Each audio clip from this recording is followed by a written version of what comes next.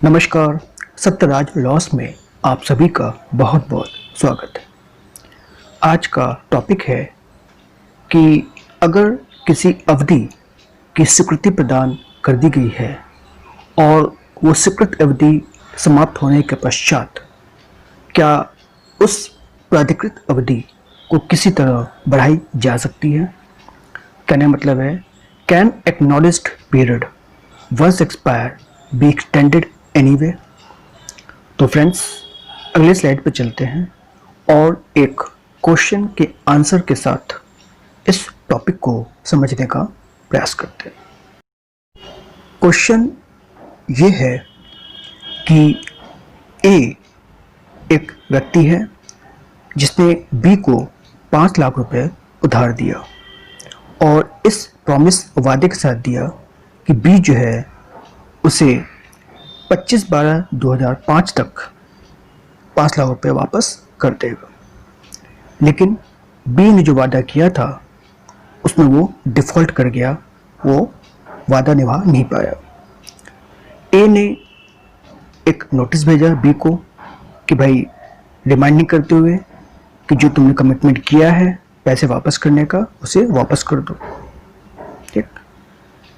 लेकिन बी ने उस नोटिस के जवाब में टेलीफोन किया ए को, जब नोटिस प्राप्त हो गया उसे, और रिक्वेस्ट किया कि 1 साल का समय उसे और दे दिया जाए, यानी कि 25/12/2006 तक, जो कि ए ने एक्नॉलेज्ड यानी अभिस्वीकृति देते हुए प्रदान कर दी। ठीक। बी फिर से डिफ़ॉल्ट कर जाता है, वो अपने वादे पे मुकर जाता है और वादा पूरा नहीं कर पाता है। ए कुछ समय वेट करता है और फाइनली जो है वो 31 दिसंबर 2009 को एक मनी सूट फाइल कर देता है अगेंस्ट बी। ठीक। नाउ बी जो है जब सूट फाइल हुआ तो बी को बुलाया गया एज ए डिफेंडेंट और उसने रिटन स्टेटमेंट में ये बात कही कि जो सूट फाइल की गई है वो बार्ड बाय लिमिटेशन है, यानी कि परिसीमन के बाद, यानी परिसीमन का सीमा जो है वो समाप्त हो गया है, उसके बाद सूट फाइल की गई। अब ए ने बी के जवाब में अपना जवाब दाखिल किया और ये एप्लीकेशन मूव किया कि अभी सिक्योरिटी और अदायगी की वादा करने के पश्चात टेलीफोन से जो बात हुई थी ये सबको ध्यान रखा जाए, तो सूट जो हमने फाइल किया है वो बार्ड बाय लिमिटेशन नहीं है, यानी कि वो अभी सीमा में ही है, परिसीमा से बाहर नहीं गया है। ए ने आगे ये भी अपने जवाब में लिखा कि अगर न्यायालय को लगता है कि जो सूट उसने फाइल किया है वो अगर बार्ड हो गया है बाय लिमिटेशन एक्ट, तो सेक्शन 5 के अंतर्गत न्यायालय के पास ये पावर है कि वो लिमिटेशन पीरियड को एक्सटेंड कर सकता है, बढ़ा सकता है।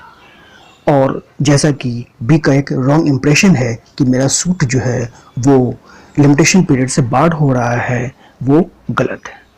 तो फ्रेंड्स, आज का सवाल यही है कि एक बार अभिस्वीकृत अवधि समाप्त हो जाती है तो उसको क्या किसी भी तरह आगे बढ़ाई जा सकती है। तो अगले स्लाइड पर चलते हैं और इस प्रश्न के जवाब को ढूंढने का प्रयास करते हैं। दिए गए प्रश्न के जवाब में 2 सेक्शन को कंसिडर करना बहुत इंपॉर्टेंट है। पहला सेक्शन 5 और दूसरा section 18 of the limitation act 1963। तो सेक्शन 5 तो ये कहता है कि extension of the prescribe period, यानी कि याद रखिएगा ये सेक्शन 5 जो है सिर्फ 2 मामलों में लागू होता है, अपील और एप्लीकेशन। ठीक है, एप्लीकेशन लेकिन ऑर्डर 21 ऑफ द सीपीसी में फाइल नहीं होना चाहिए। इसके सिवा कोई भी एप्लीकेशन हो, अपील हो, उसी के टाइम अगर बार्ड हो गया है तो उसका एक्सटेंशन जो है वो सेक्शन 5 में अगर न्यायालय को लगता है तो वो कर सकती है। लेकिन इसमें एप्लीकेंट और एप्लांट को कोर्ट को सेटिस्फाई करना पड़ेगा कि वो क्या सफिशिएंट कॉज था, यानी उत्तरपूर्ण कारण क्या था जिसकी वजह से वो विद इन टाइम इस अपील और एप्लीकेशन को फाइल नहीं कर पाया। जब कोर्ट सेटिस्फाइड होगी तभी लिमिटेशन पीरियड जो प्रेस्क्राइब पीरियड है तो फाइलिंग अपील एप्लीकेशन उसको एक्सटेंड किया जाएगा। ठीक। अब आइए सेक्शन 18 में, ये है कि अभिस्वीकृति अगर राइटिंग में रिटर्न में की गई हो तो उसका क्या प्रभाव होता है। तो जैसा कि एपेक्स कोर्ट ने Tilak Ram versus Nathu 1967 supreme court में कुछ एसेंशियल पॉइंट्स लेट डाउन कर रखा है, जिसकी पूर्ति होने के बाद ही सेक्शन 18 अप्लाई होता है। सबसे पहला है कि there should be an acknowledgement हो या एडमिशन हो, ठीक है, और ऐसा एक्नॉलेजमेंट या security must be in respect of कोई लायबिलिटी हो, दायित्व हो टुवर्ड्स एनी प्रॉपर्टी हो, राइट हो या टाइटल से रिलेटेड ही अभी स्वीकृति होनी चाहिए।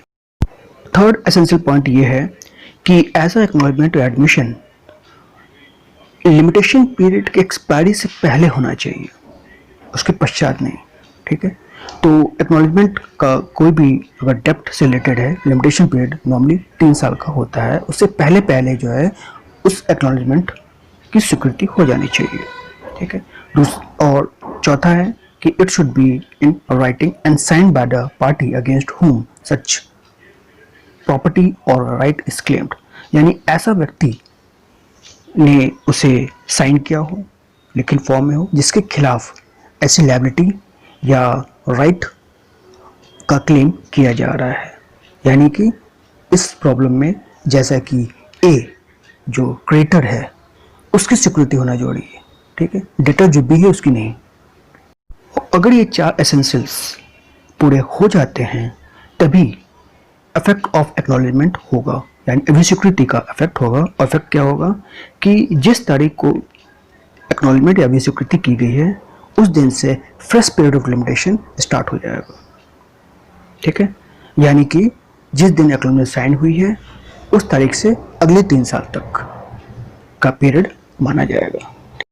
अब क्वेश्चन के मेन आंसर पे आते हैं। तो पहले फैक्ट को देखते हैं कि ए जो है बी को 5 लाख रुपये उधार देता है इस प्रॉमिस से कि बी जो है 25/12/2005 तक पूरा पैसा वापस कर देगा, लेकिन बी डिफॉल्ट कर जाता है। ए एक नोटिस भेजता है to be to repay the remaining amount और रिमाइंड करता है अपने उसके प्रॉमिस को जो उसने कमिट किया था। लेकिन बी जो है नोटिस प्राप्त होने के बाद ए को टेलीफोन करता है कि वो से 1 साल का समय बढ़ा दिया जाए, यानी 25/12/2006 तक, और जिसका एक्नॉलेजमेंट ए रिटर्न फॉर्म में करता है। लेकिन बी फिर डिफॉल्ट कर जाता है, तो ए के पास कोई ऑप्शन नहीं बचता और वेट करने के बाद अल्टीमेटली जो है वो मनी सूट फाइल कर देता है 31 दिसंबर 2009, ठीक है, अपने पैसे की डिमांड करते हुए। तो इन सारे फैक्ट और प्रोविजन को देखें तो हम ये पाते हैं कि जो ए ने जो सूट फाइल किया हुआ है money suit, that be liable to be dismissed. क्यों? क्योंकि 3 साल का समय जो कि article 36 of the limitation act में दिया हुआ है कि कोई भी सूट मनी सूट फाइल की जाती है तो उसका लिमिटेशन पीरियड 3 साल का होता है, और 3 साल का पीरियड जो है वो आपका एक्सपायर हो रहा है 25/12/2009 को, जबकि ए ने जो सूट फाइल किया हुआ है वो 31 दिसंबर 2009 को फाइल किया, यानी कि 6 दिन बाद, ठीक है। और इस तरह से हाँ, जो उसने डिफेंस लिया है कि एक्नॉलेजमेंट को देखते हुए, प्रॉमिस को देखते हुए, एक्नॉलेजमेंट डेट से ही देखा जा रहा है, क्योंकि 5 में लोन दिया गया था, 1 साल का एक्सटेंशन दिया, तो 1 साल एक्सटेंशन के बाद से 3 साल, यानी कि 25/12/2009 को लिमिटेशन पीरियड एक्सपायर हो रहा है। और इसलिए जो ए ने सूट फाइल किया money suit, that is liable to be dismissed, वो एंटरटेन्ड नहीं होगा, ठीक है, पहली बात। दूसरी बात, जो उसने कोर्ट से ये भी रिटन फॉर्म में जो जवाब लिखा है कि अगर कोर्ट को लगता है तो कि सूट जो है बार बार लिमिटेशन है तो सेक्शन 5 के अंतर्गत कोर्ट जो है लिमिटेशन पीरियड को एक्सटेंड कर सकती है।